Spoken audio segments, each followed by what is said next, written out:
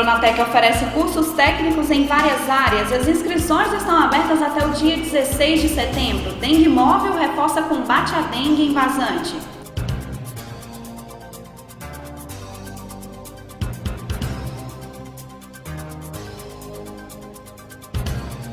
91% dos profissionais cubanos atuarão no norte e nordeste do Brasil. Investimento do governo de Minas em educação aumentou 190% nos últimos 9 anos. Nós aumentamos cerca de quase 190% no orçamento da educação de 2003 até 2012. O projeto São Francisco adota alternativas socioambientais para tratamento do lixo. O exame da orelhinha ajuda a identificar e a corrigir falhas auditivas nos recém-nascidos em Minas. Já descobrindo, já dá para iniciar o tratamento. E veja ainda, a Casa do Futebol Mineiro Gigante da Pampulha completa 48 anos. Estas e outras notícias você confere agora no Jornal Noroeste, que está no ar.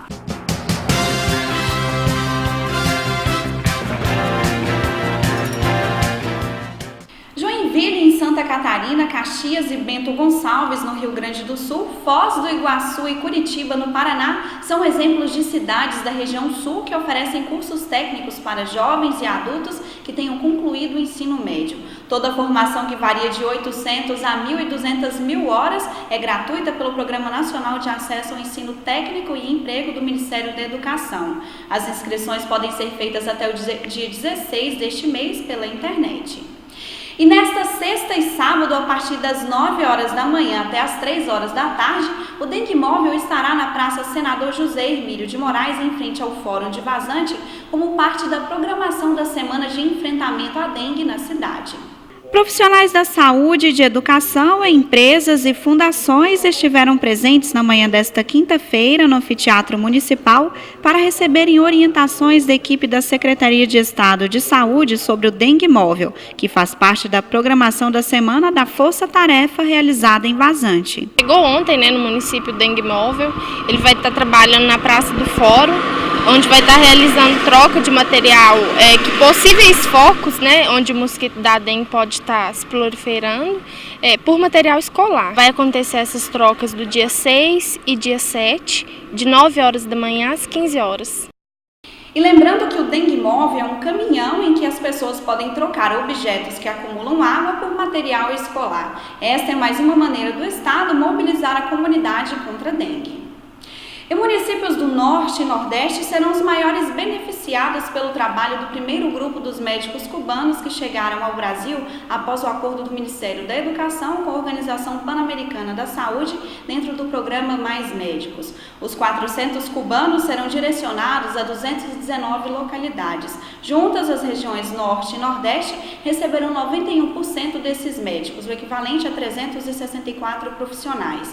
Eles trabalharão em unidades básicas de saúde de 187 localidades, 69 municípios e 12 distritos indígenas no norte e 105 municípios e um distrito indígena no nordeste. Os 36 demais médicos irão para as áreas carentes em 26 cidades do sudeste e 6 do sul.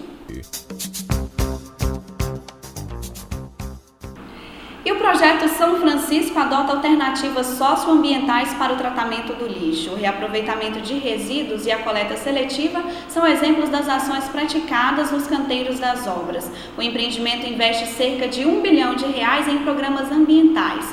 Restos de construção, equipamentos sem uso, materiais recicláveis e até resíduos de difícil tratamento encontram destino apropriado ao longo das intervenções que vão levar água a 12 milhões de pessoas no Nordeste. E no Palavra do Governador desta semana, além de detalhar os investimentos na área da educação, o governador Antônio Anastasia reafirma o compromisso de destinar para o setor educacional 100% dos recursos extras que forem arrecadados na nova legislação de mineração que está em tramitação no Congresso Nacional.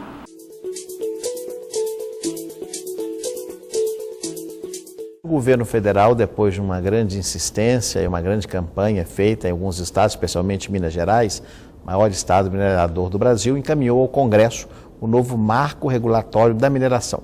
E nesse marco consta o aumento do valor da chamada CEFEM, que é o royalty do minério ou a contribuição para compensar estados e municípios da exploração mineral nos seus territórios. Nós esperamos que no próximo ano, quando começar a funcionar o sistema, caso o Congresso assim aprove, nós vamos ter um aumento para o estado de Minas Gerais de cerca de 300 a 350 milhões de reais por ano.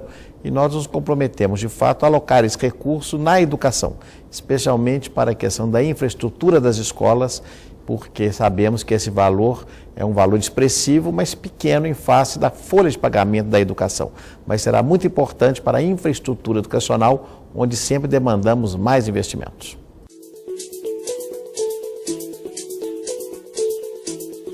Ao longo dos últimos anos, nós tivemos um crescimento expressivo do orçamento na área da educação.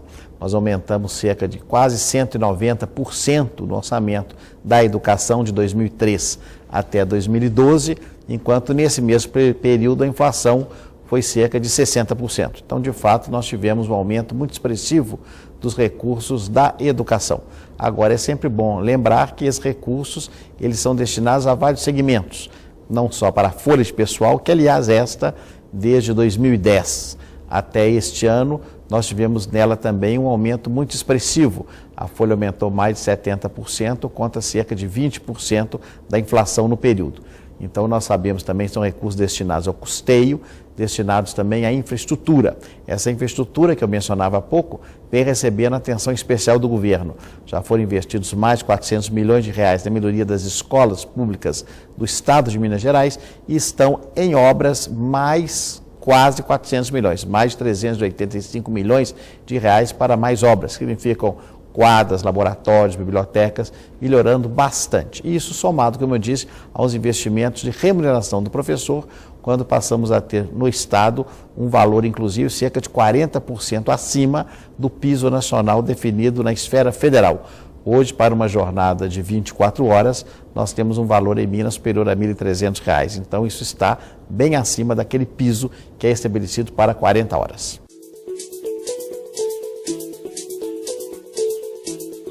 Minas Gerais tem recebido, ao longo dos últimos anos, esse reconhecimento. Somos o primeiro lugar no IDEB brasileiro, o que é muito positivo para um estado com a dimensão de Minas Gerais e ainda com tantas desigualdades regionais.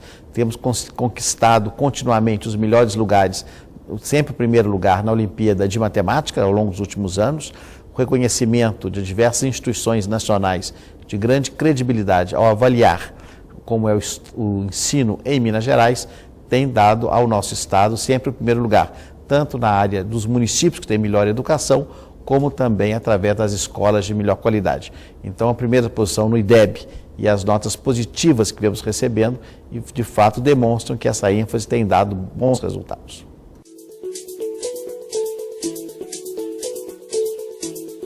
Criamos até um fórum das diversas entidades que representam os servidores da área da educação, os profissionais de educação, são 7 entidades que se reúnem periodicamente com um fórum composto pelas secretarias da Educação e do Planejamento. A secretária de Estado da Educação visitou todas as superintendências regionais de ensino, esteve pessoalmente em todas elas, são 47, quase 50, conversando com diretores, com professores, com servidores, ouvindo. E é claro que temos aí uma pauta que é sempre debatida e aprimorada, e sabemos que é um esforço contínuo do governo, ao mesmo tempo, aprimorar a remuneração, mas também as condições de trabalho de todos esses que são fundamentais e essenciais para que Minas Gerais continue tendo esse desempenho extremamente significativo e positivo na nossa educação pública. E 16 cidades atingidas por enchentes no Rio Grande do Sul estão recebendo desde o último fim de semana 8.300 cestas de alimentos fornecidas pelo Ministério do Desenvolvimento Social e Combate à Fome. Até esta quarta-feira, todas as famílias atingidas tinham recebido as doações. E agora é hora de falar de previsão do tempo para esta sexta-feira. Céu nublado e chuvisco no Espírito Santo. Sol e muitas nuvens no leste e nordeste de Minas Gerais, no Rio de Janeiro e nas praias de São Paulo. Tempo aberto com sol e temperatura em elevação à tarde nas demais áreas do sudeste. Faz um pouco de frio ao amanhecer. Confira como fica a temperatura em Vazante e cidades vizinhas.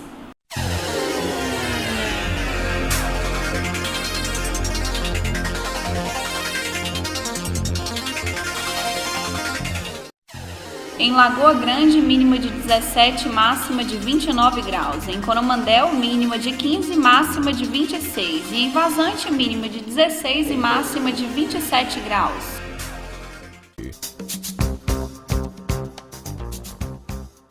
Os serviços de reprodução assistida no país estão alcançando boas taxas de fertilização, conforme a Anvisa.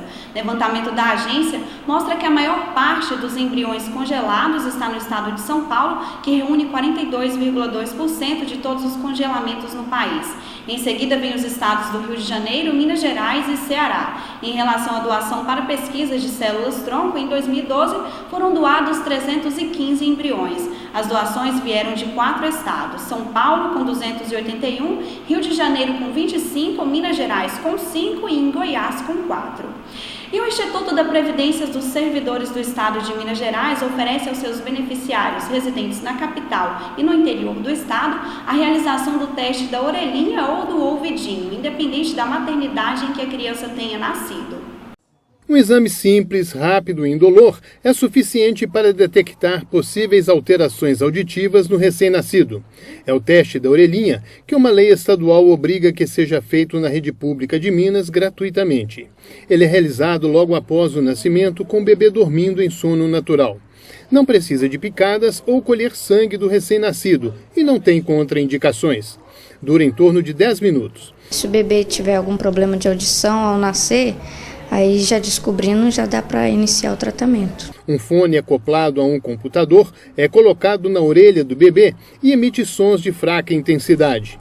Ele recolhe as respostas que o ouvido interno produz, mostrando o nível de audição. Para finalizar, uma pancada em um agogô.